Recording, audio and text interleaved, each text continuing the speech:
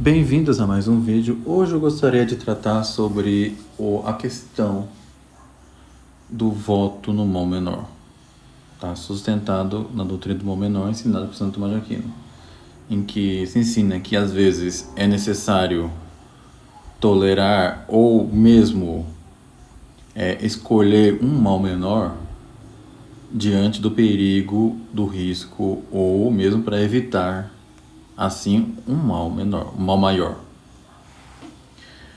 Não é algo muito fácil, tá, de discernir, de explicar. Justamente porque há várias implicações, tá? Principalmente na questão de participar de um sistema que per se já é corrupto, tá? Que é a eleição por votos e o sufrágio universal. No entanto, há algumas citações que eu juntei aqui, tá? Do Papa Pio XII e de teólogos que estão disponíveis em um artigo do site Novus World Watch sobre se é permitido ao católico votar no menor de dois males. Isso muito foi discutido, até mesmo de maneira acalorada, durante as eleições estaduais e federais de 2022, quando estavam concorrendo no segundo turno ao cargo da presidência da República o Jair Messias Bolsonaro e o Luiz Inácio Lula da Silva. Mas analisemos as citações e depois avaliar as diversas eleições que ocorreram do 2022 para cá. Na verdade, 3 eleições, né? As brasileiras, em que teve por candidatos principais Jair Bolsonaro e o Lula, né? Tendo por vencedor o Lula. Depois, na Argentina, que teve por principais candidatos a Javier Milei e Carlos Massa. E por fim, mais recentemente, as eleições americanas, cujos principais candidatos, aliás, praticamente só 2, né? Donald Trump e Kamala Harris, tendo por vencedor o Donald Trump. Vejam que dessas eleições ganharam o que muitos consideram, em 2 ocasiões, ganharam o que se considera um bom menor, né? Na Argentina ganhou Milei e nos Estados Unidos Donald Trump, e infelizmente aqui no Brasil ganhou o Lula, tá? Mas não sem boa parte da culpa também no Bolsonaro. Vamos às citações. No livro Pio XII e os Problemas do Mundo Moderno, organizado por Michael Chinigo, não sei se pronunciar, das edições Melhoramentos, página 159, há um discurso de Pio XII aos delegados da Conferência Internacional de Imigração no dia 17 de outubro de 1951. E Pio XII proferiu o seguinte: é um direito e um dever chamar a atenção dos fiéis à extraordinária importância das eleições e à responsabilidade moral que repousa sobre todos que têm direito ao voto ou de votar. Sem dúvidas, a Igreja pretende permanecer fora e acima dos partidos políticos, mas como pode permanecer indiferente à composição de um parlamento, quando a Constituição a esse dá poder de aprovar leis que tão diretamente afetam os altíssimos interesses religiosos e mesmo a condição de vida da própria igreja, então surgem também outras questões árduas, acima de todos os problemas e contendas econômicas que afetam proximamente o bem-estar do povo, quando elas, as questões, são de ordem temporal, apesar de, na realidade, também afetarem a ordem moral, os clérigos deixam-nas aos outros o cuidado de ponderar e considerar tecnicamente pelo bem comum da nação. De tudo, segue-se que é um dever estrito para todos aqueles que têm direito, homens ou mulheres, tomar parte das eleições.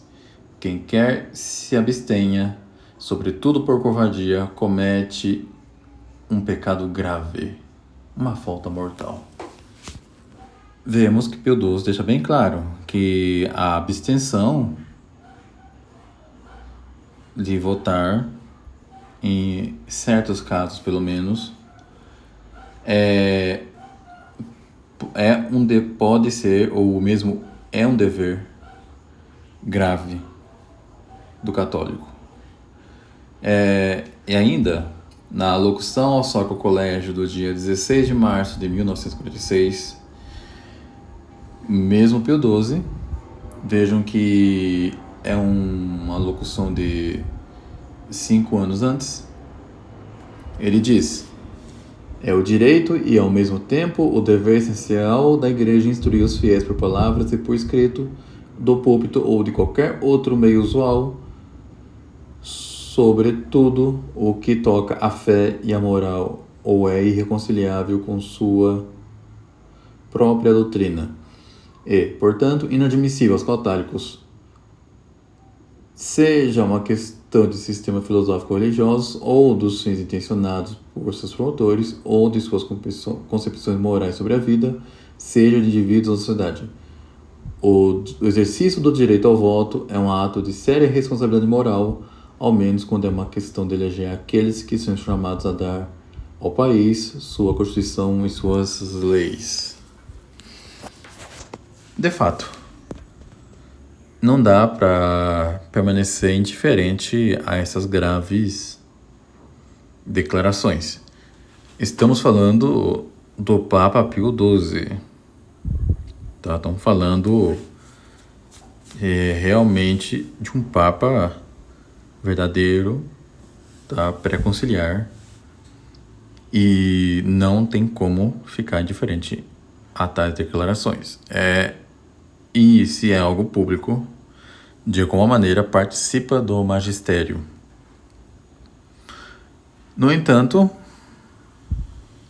é melhor ainda se tomarmos para aprofundar, para iluminar, tá, o que o magistério ensina, pegar o que os teólogos ensinam. Os teólogos, de alguma maneira, eles nos iluminam com seus ensinamentos, tá?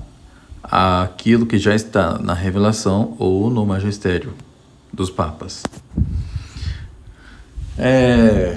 E no artigo do site Novos Ortodoxo, há diversas citações muito interessantes.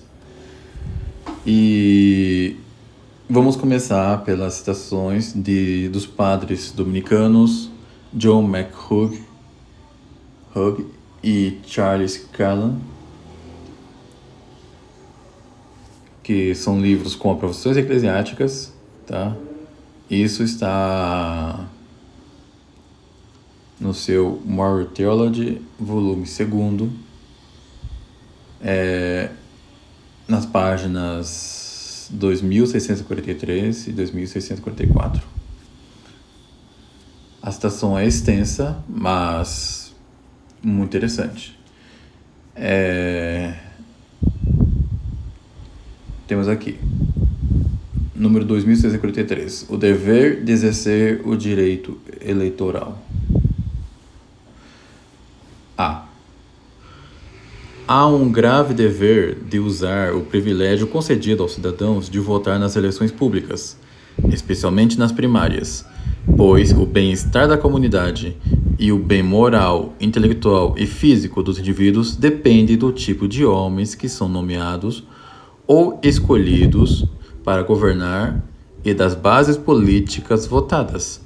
Assim, aqueles que negligenciam o voto cooperam negativamente com um dano grave, ou seja, o mal no poder, ou pelo menos com a indiferença pública para com assuntos públicos. Por exemplo, aqueles que negligenciam condenar pelo voto, por preguiça ou indiferença.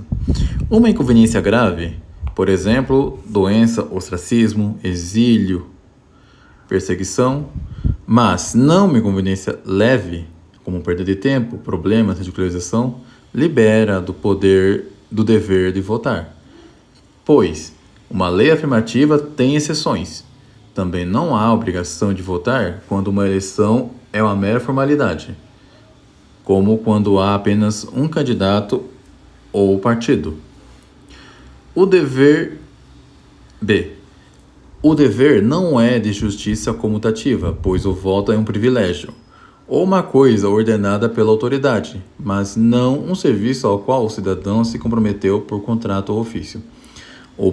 A obrigação é, portanto, de justiça legal decorrente do fato de que o bem comum é assunto e responsabilidade de todos, especialmente em uma república.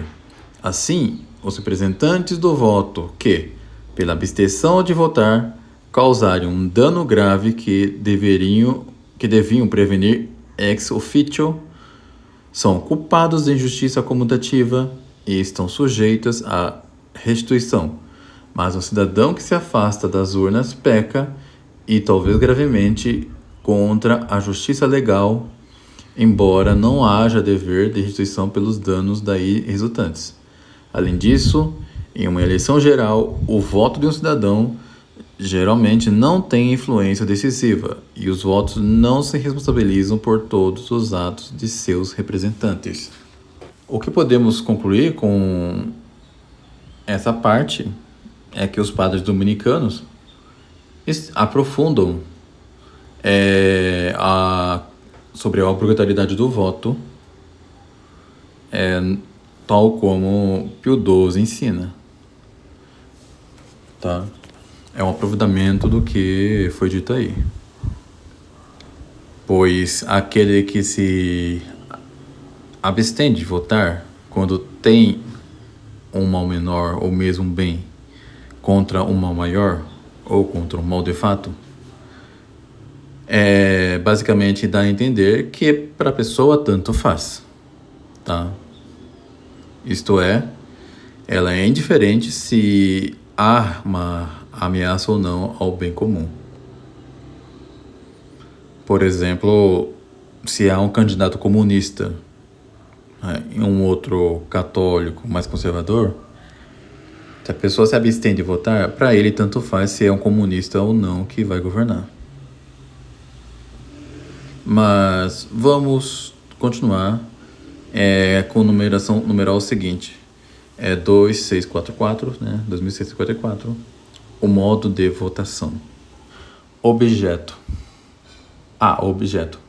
Não é necessário votar no melhor candidato, contanto que se vote em uma pessoa que seja adequada por caráter, habilidade, histórico, experiência, etc. para o cargo. E dá indicações, não meras promessas, de que servirá bem à comunidade. Mas em certas eleições eclesiásticas, os eleitores devem prestar juramento prévio de votar, não só num candidato digno, mas também na pessoa que honestamente consideram, levando em conta todos os aspectos, a mais digna. Em cargos menores, como um policial ou secretário municipal, basta que o candidato seja conhecido como consciencioso. Mas em cargos importantes, como presidente, governador, deputado, legislador ou juiz, os princípios partidários que ele defende devem ser considerados principalmente. Per accidens, é lícito votar em um candidato indigno, quando isso é necessário para evitar um mal maior, como quando o candidato adversário é muito pior, ou uma boa chapa não pode ser eleita a menos que alguns candidatos menos dignos sejam incluídos. Aqui já entra a questão, Se em 2022, por exemplo, é lícito votar em Bolsonaro, que é claramente indigno. tá? Não me vem dizer que ele é digno. O Bolsonaro, ele, tanto pelas políticas que ele defende, como mesmo pela sua vida privada, que deve ser levado em consideração também, tá? Pois é um homem que já se casou não sei quantas vezes e fala muita besteira com respeito à moral, e principalmente à moral sexual. Ele não pode ser considerado um candidato digno. No entanto, o Lula, que é o seu adversário, é muito pior, como tem se mostrado. Apesar de que o próprio Bolsonaro, ele não cooperou com a sua reeleição, tá? Porque apesar de muitos bolsonaristas fugirem da questão, tá? Muitos críticos, inclusive liberais, estão certos em dizer que Bolsonaro colocou pessoas petistas em cargos chaves. Como, por exemplo, Augusto Aras, e agora ele apoiou o Hugo Mota e o Davi Alcolumbre, tá? Que são claramente esquerdistas. Pessoas que foram apoiados tanto pelos petistas como pelo pessoal do PL. A mesma coisa, aliás, não a mesma coisa, né? Porque o Bolsonaro, ele tá muito mais longe de ser um menor do que é o Javier Milei e o Donald Trump. Tá? Isso não preciso dizer. Mas Donald Trump também ele é um mal menor para os católicos. Javier Milei também o é. Tá? Porque o Sérgio Massa, ele estava destruindo economicamente a Argentina. Porque o Javier Milei, ele é um mal menor porque o papel dele é só isso. É só consertar a Argentina economicamente. E claro também porque é pró-vida. Mas não passa disso, tá? Não passa disso. Claro, tem as questões, né? Ele, inclusive, hoje, no momento que eu tô gravando, tá? Ele anunciou a saída da Argentina da OMS. Ele fez declarações fortes contra a agenda queer, de gênero. Tá, mas é o que a gente espera de alguém que se diz de direita, né? No mínimo. No mínimo. Mas vamos continuar. B. Finalidade. O fim que o eleitor deve ter em mente é o bem comum e, portanto, não é correto votar em candidatos única ou principalmente porque são amigos pessoais, membros da própria raça, organização ou religião, ou porque se deseja ganhar favor ou escapar da inimizade. Tem muita gente que vota em tal candidato porque simplesmente simpatiza com ele, né? Inclusive, justamente porque o bolsonarismo se tornou uma religião idólatra, tá? Muita gente quer votar no Bolsonaro porque é o Bolsonaro. Simplesmente por isso. E muitos cargos na prefeitura também, muita gente vota candidato porque são amigos, parentes, não sei. Tá? Algo nesse sentido. C. Circunstâncias. O eleitor deve evitar tudo o que seja contrário ao direito natural. Por exemplo, venda de votos, repetição, preenchimento de urnas. Ou direito positivo. Por exemplo, leis estaduais exigem não apenas cidadania e um período de residência anterior, mas também outras condições, como registrado, isenção de suborno e outros crimes eleitorais. A opinião de que a política é necessariamente corrupta ou de que tudo que ajuda a vencer é justo é uma doutrina falsa e perniciosa. As condições para eleições eclesiásticas são dadas no cânone 160 e seguintes. Está aí, o reverendo padre John McHugh e reverendo Charles J. Carlin, Moral Theology, volume 2, New York, Joseph F. Wagner, 1958. E temos ainda outras citações, tá? No caso do reverendo Titus Crane.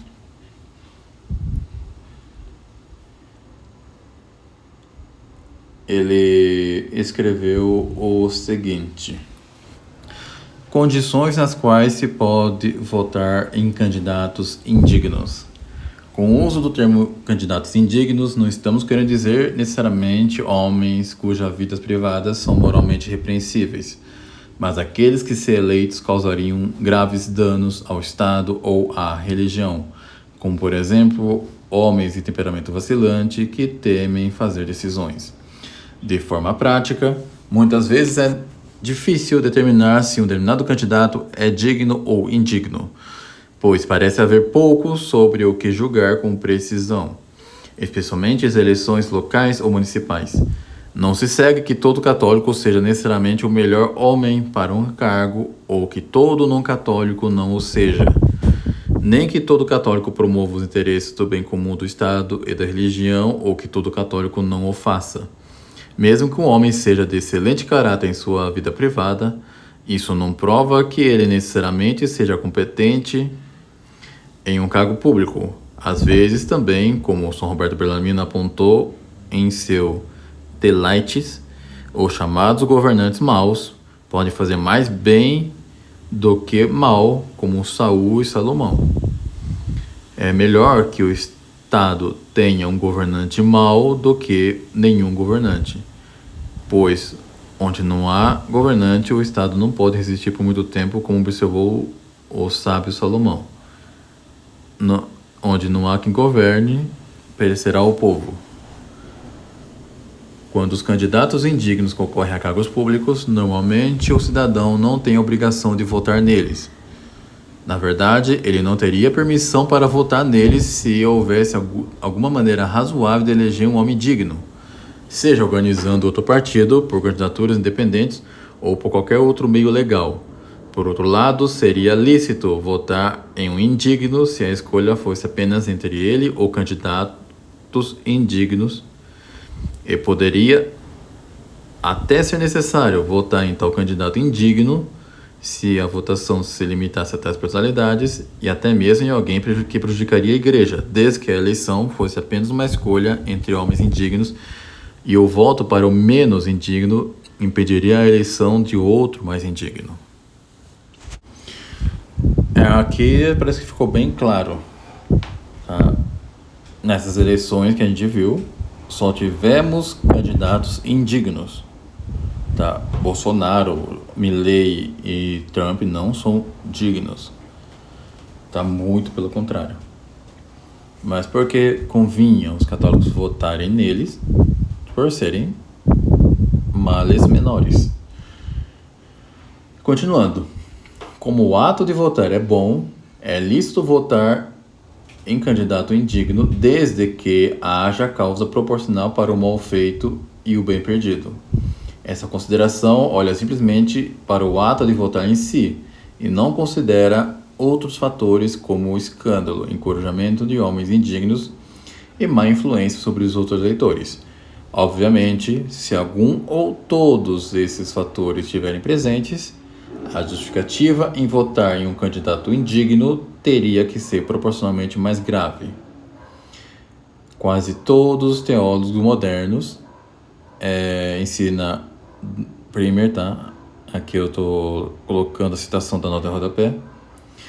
Quase todos os teólogos modernos admitem que eleger um homem que se considera mau não é coisa intrinsecamente má e, portanto, às vezes pode ser permitido per accidens para evitar males maiores. Isso é o Dominic Primer, que ensina seu Manuale Theologia Moralis. Tá? Infelizmente, o autor do artigo, aliás, do texto aqui, ele não localizou em que parte do manual está. Mas como você pode ver, né? Vocês podem ver, o voto no mal menor, ele terá como objeto um bem, tá? Que é justamente a preservação, tá? Da paz social, do bem da igreja, etc. Por exemplo, porque o Lula é pior do que o Bolsonaro? Porque o Lula é abortista, porque o Lula é socialista, porque o Lula destrói a economia, como ele já está fazendo, tá? Ele vai perseguir seus críticos, seus opositores, como já está fazendo, e diversas outras coisas. Mas vamos continuar. Elenco afirma que nunca é permitido votar em um homem de maus princípios, mas pode hipoteticamente ser permitido se a eleição for entre homens de maus princípios. Então deve-se votar naquele que representa o menor mal, se, primeiro, ele der a conhecer o motivo de sua escolha, segundo, se a eleição for necessária para excluir um candidato pior.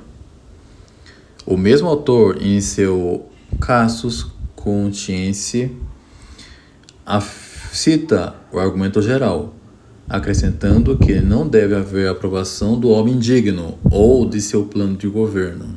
Viu só, bolsonaristas? Não aprovem o Bolsonaro, pelo amor de Deus, tá? É um desserviço. E seu plano de governo também. Continuando. Tanqueray afirma que se a votação fosse entre um socialista e outro liberal, o cidadão pode votar pelo menor mal, mas deve declarar publicamente por que está fazendo dessa forma, para evitar qualquer scandalum pusillorum. Isto é, para evitar escandalizar os mais fracos na fé. Isso está em seu Symphosis Theologiae Moralis et Pastoralis. Primer afirma o mesmo. Todavia, nos Estados Unidos e em outros países onde a votação é secreta, parece não haver possibilidade de declarar a maneira de votar. Vários autores, como Uba, Mercobat, Iorio, Pischetta, Gennaro e Sabete Parré, permitem a cooperação material na eleição do candidato indigno quando há 2 homens indignos concorrendo ao cargo. Uba acrescenta este ponto. Não deve haver cooperação no mal que o homem traz à sociedade depois de assumir o cargo. 2. A votação não deve ser tomada como uma aprovação do candidato ou de sua indignidade. Mercobat afirma que tal cooperação pode ser lícita per accidens se não houver esperança de que bons homens sejam eleitos sem votar nos maus na mesma eleição. Por exemplo, o Bolsonaro aprovou dezenas de leis feministas. Tá? Ele aprovou a facilitação de acesso à laqueadura, ele aprovou um monte de cretinice que o católico não pode aprovar. E não devemos cooperar com essas coisas, né? Mas infelizmente, né, aqui no Bustil é natural que as pessoas idolatram os políticos e querem acrescentar que ele tem razão em tudo. É como se fosse proibido de criticar o Bolsonaro por quando ele comete erros. Meus amigos, não é assim que funciona. Os teólogos têm mais autoridade que vocês. Tudo bem? Devemos criticar publicamente, sim, quando aquele candidato em quem a gente já votou fizer besteira. Nós temos sim o total direito e dever de reprovar tudo o que ele fizer de mal publicamente, tá bom? É o que está assinado aqui. De forma prática, continuando, pode-se observar que às vezes o cidadão pode ter que votar em um homem indigno para votar em um digno. Por exemplo, quando as pessoas têm que votar em uma chapa partidária. Pelo menos em uma eleição primária, quando o voto dividido não é permitido. No entanto, o bem a ser obtido teria que superar o mal a ser evitado, ou pelo menos ser igual a ele. Em seu Casus Conscientiae, Genico apresenta um caso de eleição entre um liberal e um comunista. Para evitar escândalo, o cidadão deve dar razões para votar no liberal. Não se apoia o candidato do mal, mas simplesmente aplica-se o princípio do duplo efeito.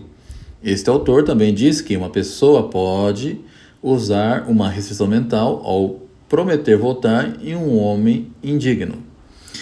Vejam só que interessante. Não é proibido votar em um liberal, viu? Se o outro candidato for alguém pior. E vejam só, o liberal, ele é não é pior do que um comunista, como muitos dizem, tá? E nem mesmo igual. O comunista, ele é sempre pior, tá? É tolice dizer que é igual. Pelo amor de Deus, gente. Tenhamos, tá, um bom senso. Dizer que um liberal e um comunista são iguais é a mesma coisa que dizer que John Locke e Karl Marx são iguais. Continuando. O cardeal Amete, arcebispo de Paris, sugere a licitude de votar num candidato indigno quando escreve sobre votar num candidato menos digno. Seria lícito votar, escreve ele, para os candidatos que, embora não dando total satisfação a todas as nossas legítimas reivindicações, nos levariam a esperar deles uma linha de conduta útil ao país, em vez de manter seus votos para aqueles cujo programa seria de fato mais perfeito, mas cuja derrota quase certa poderia abrir a porta para os inimigos da ordem religiosa e social. Vejam só. Esse daí é um caso interessante, porque ele mostra que às vezes é inútil votar em um candidato que seja católico e o ideal, mas que ele não tem a mínima chance de ganhar. E ao invés de desperdiçar os votos naquele que tem a derrota certa, é mais realista votar naquele em que se espera que tem possibilidade de derrotar o candidato pior. Entendeu? Foi o que aconteceu, por exemplo, quando muitos liberais quiseram votar no João Amoedo, do Novo, porque não gostava nem do Bolsonaro nem do Lula, só que ele não tinha nenhuma condição de ganhar. Aí, resultado, a eleição foi empurrada para o segundo turno e o Bolsonaro perdeu. Sendo que se os eleitores do Amoedo votassem no Bolsonaro, ele poderia ganhar do Lula ainda no primeiro turno, coisa que não aconteceu. Mas, infelizmente, essas coisas acontecem, né? É para vocês verem como, às vezes, o liberal mais atrapalha do que ajuda nessas circunstâncias, né? Esses cheirosinhos do Novo, por exemplo. Mas vamos continuar. Assim, podemos dizer que é permitido votar em candidatos indignos, isto é, dar cooperação material, se esses forem o único tipo de homem nas listas de voto, para excluir os mais indignos, para garantir a eleição de alguém que é um tanto indigno em vez de votar em um homem bom, cuja derrota é certa. E quando a lista é mista, contendo homens dignos e indignos, de modo que o cidadão só pode votar em um do primeiro tipo se votar em um do último tipo ao mesmo tempo. Isso está no livro do reverendo Titus Kearney, The Moral Obligation of Voting, livro de 1952, nas páginas 93 a 96. E nesse mesmo livro, mais adiante, ele diz o seguinte: para votar com inteligência, o cidadão deve adquirir um conhecimento razoável dos princípios do voto, dos candidatos, das questões apresentadas para a eleição. Ele deve usar qualquer meio em que o ajude a votar com sabedoria, como organizações, reuniões e similares. Então é basicamente isso, tá? O voto útil, ele de fato tem a sua importância, tá? E eu, como sempre disse nos meus vídeos anteriores, o ideal é que nós façamos o possível para reduzir o tamanho do Estado, tá? E eu estou falando de enfraquecê-lo mesmo, e assim tirar as garras do Leviatã sobre nós. De alguma maneira, votar em candidatos que retardem, tá, ao policiamento nosso, que nos deem mais liberdade de expressão e outras coisas. O Trump ele é terrível em certo aspecto? É terrível, mas ele vai garantir a liberdade de expressão para todos, tá? Incluindo católicos. Alguém pode objetar, tá, mas a igreja não é a favor da liberdade de expressão. Tá lá na... Leão XIII ensinou ali, na Libertas Expressantíssimo, tá ali o que ensinou também o Pio IX na Quanta Cura. Então, tá, é tolice afirmar isso, tá? Ou pelo menos uma ingenuidade. Eles não condenam a liberdade de expressão. Eles condenam a liberdade de expressar mentira, de defender princípios errôneos, essas coisas. Agora, entre políticos que nos censuram arbitrariamente, como faz o PT, esse Partido das Trevas, né? PT, e alguém que defenda a liberdade de expressão, tal como queremos, como o caso do Donald Trump é melhor. Eu não acho que ele vai ajudar bem economicamente os Estados Unidos, mas ele por 4 anos vai garantir uma certa liberdade aos católicos e eles devem aproveitar. E os católicos bolsonaristas, infelizmente, não aproveitaram isso com Bolsonaro. E eu espero que os argentinos aproveitem enquanto o Milei estiver lá. Então, meus amigos, é o que eu tenho a dizer. Considere ajudar o canal. Fique com Deus e até um próximo vídeo.